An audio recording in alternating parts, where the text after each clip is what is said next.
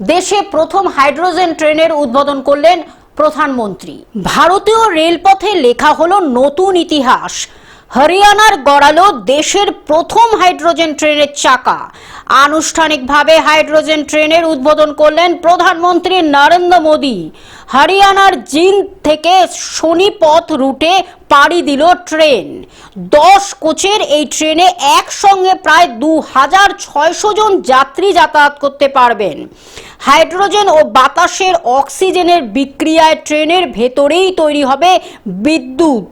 Train চালাতে প্রয়োজন হবে না ডিজেল বা কয়লার, ফলে কার্বন নির্গমন হবে প্রায় শূন্য। সম্পূর্ণ দেশীয় প্রযুক্তিতে তৈরি এই ট্রেন পরিবহনের পথে গুরুত্বপূর্ণ মাইলফলক, জানিয়েছে ভারতীয় rail. Bureau report, globe news.